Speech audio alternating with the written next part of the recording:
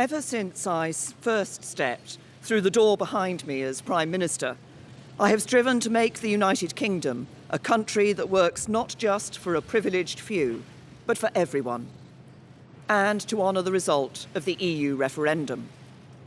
Back in 2016, we gave the British people a choice. Against all predictions, the British people voted to leave the European Union. I feel as certain today as I did 3 years ago that in a democracy, if you give people a choice, you have a duty to implement what they decide. I have done my best to do that. I negotiated the terms of our exit and a new relationship with our closest neighbours that protects jobs, our security and our union. I have done everything I can to convince MPs to back that deal.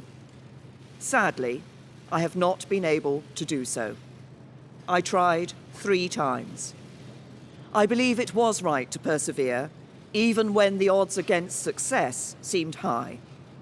But it is now clear to me that it is in the best interests of the country for a new Prime Minister to lead that effort. So I am today announcing that I will resign as leader of the Conservative and Unionist Party on Friday the 7th of June, so that a successor can be chosen. I've agreed with the party chairman and with the chairman of the 1922 committee that the process for electing a new leader should begin in the following week. I have kept Her Majesty the Queen fully informed of my intentions, and I will continue to serve as her Prime Minister until the process has concluded. It is and will always remain a matter of deep regret to me that I have not been able to deliver Brexit. It will be for my successor to seek a way forward that honours the result of the referendum. To succeed, he or she will have to find consensus in Parliament where I have not. Such a consensus can only be reached if those on all sides of the debate are willing to compromise. For many years, the great humanitarian Sir Nicholas Winton, who saved the lives of hundreds of children by arranging their evacuation from Nazi-occupied Czechoslovakia through the Kinder transport, was my constituent in Maidenhead. At another time of political controversy, a few years before his death, he took me to one side at a local event and gave me a piece of advice.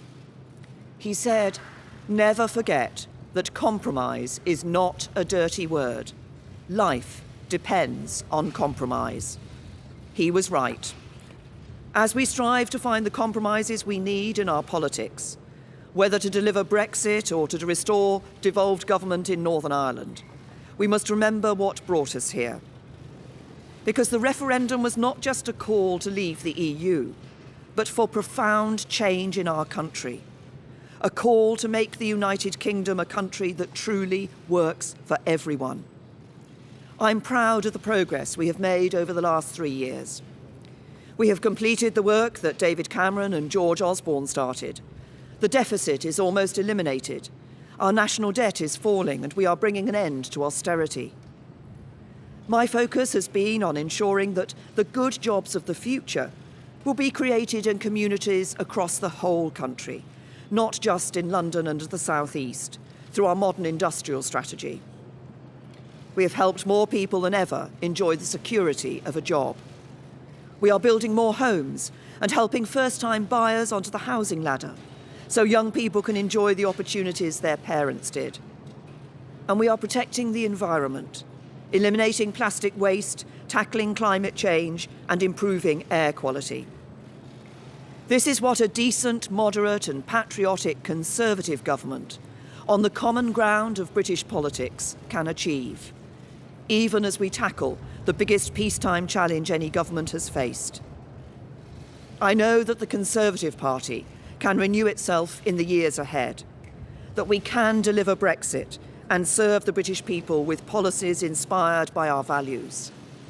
Security, freedom and opportunity. Those values have guided me throughout my career. But the unique privilege of this office is to use this platform to give a voice to the voiceless, to fight the burning injustices that still scar our society. That is why I put proper funding for mental health at the heart of our NHS long-term plan. It's why I'm ending the postcode lottery for survivors of domestic abuse. It is why the race disparity audit and gender pay reporting are shining a light on inequality, so it has nowhere to hide.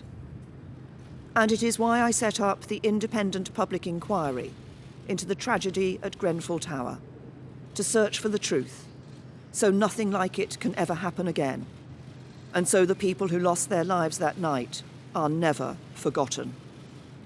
Because this country is a union, not just a family of 4 nations, but a union of people, all of us. Whatever our background, the colour of our skin, or who we love, we stand together, and together we have a great future.